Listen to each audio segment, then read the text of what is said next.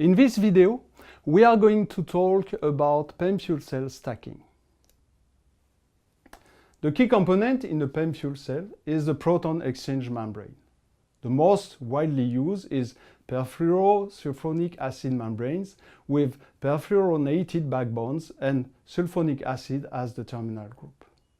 On each side of the membrane, you will find carbon-supported catalysts. The second component of the fuel cell is the gas diffusion layer. The gas diffusion layers are porous material composed of a dense array of carbon fibers, which also provides an electrically conductive pathway for current collection. Gas diffusion layers play an important role of electronic connection between the bipolar plate with channels and structures and the electrodes. In addition, the gas diffusion layer also performs the following essential functions: passage for reactant transport and heat, water removal, mechanical support to the membrane electrode assembly, and protection of the catalyst layer from corrosion or erosion caused by flows or other factors.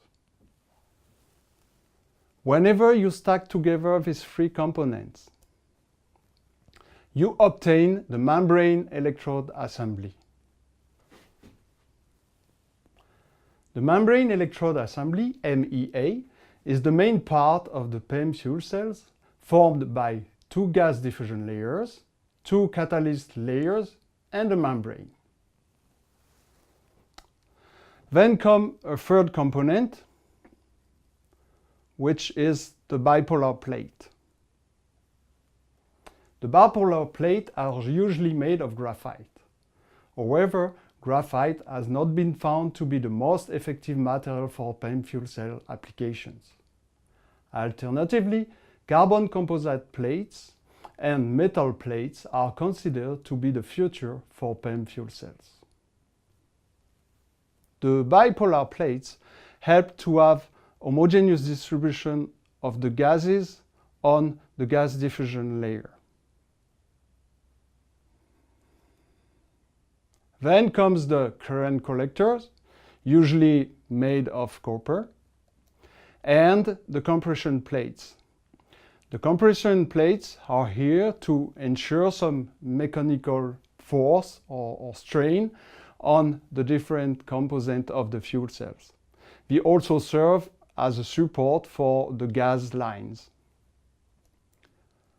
Whenever you press all the elements together and you bring oxygen and hydrogen fluxes into the fuel cells, then you will obtain 1 volt for a PEM fuel cells as calculated by the Nernst equation. The current you can draw out of the cell will depend on the surface of the cell. So now, if we want to increase the output cell voltage, you need to bring more than one single cell. And this is what we call stacking of the cell.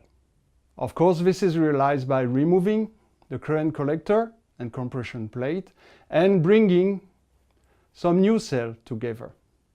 And now you understand the name of bipolar plate. The bipolar plates are termed bipolar because they have flow fields on both sides, hydrogen and oxygen flow.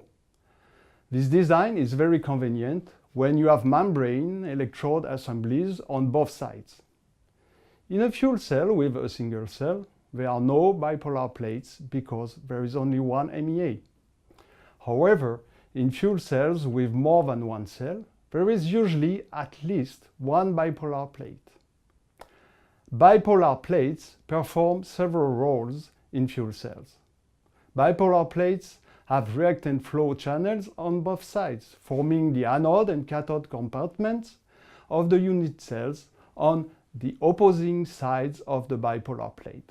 They do not only distribute fuel and oxidant within the cell, but they also separate the individual cells in the stack, collect the current, carry water away from each cell, humidify gases, and keep the cells cool.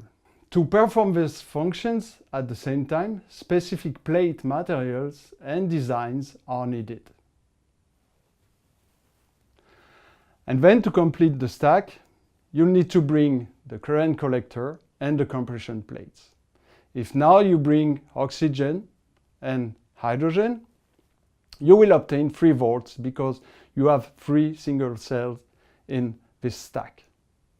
So that's the purpose of stacking the PEM fuel cell. And now I will show you 2 pictures. The one on the left, you can see the membrane with the carbon-supported catalyst layer, and the one on the right, you can see a stack of 20 cells.